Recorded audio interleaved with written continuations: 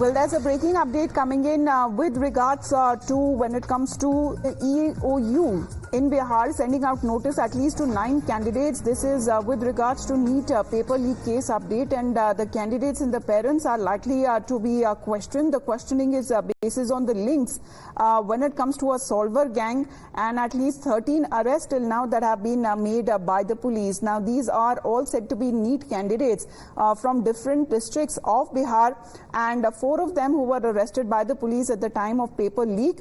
As far as writing to the NTA or the National Testing Agency as well, the exam conducting agency, for information of the remaining 9 candidates. Let me go across to Shivani now. Shivani, more information with regards to the notice that has now been sent across to 9 candidates.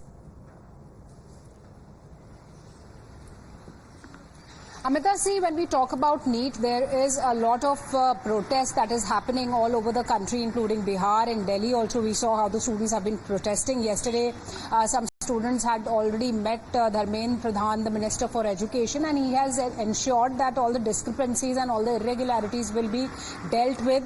And simultaneously, a plea has been accepted by the Supreme Court, where the Supreme Court will now decide whether the CBI inquiry of the NEET examination should be done or not. So that is the major development. And Amita, remember, this was the exam that was taken up by 24 lakh students, and the irregularities happened in certain centers. So Dharmendra Pradhan is with the NTA. He says that re-examination is not required, but yes, the students who have suffered have been given a chance, an opportunity to take the exam once again on 23rd of June. So it is on them whether they want to take the re-examination or they want the grace marks that have already been allotted by the NTA. So the chaos goes on, the protests are on, and the government is trying to resolve the issue while the court is also taking up the EOU, which is now sent across a notice to at least 9 candidates, which is investigating the matter and calling everyone to the office as well for questioning along with their parents.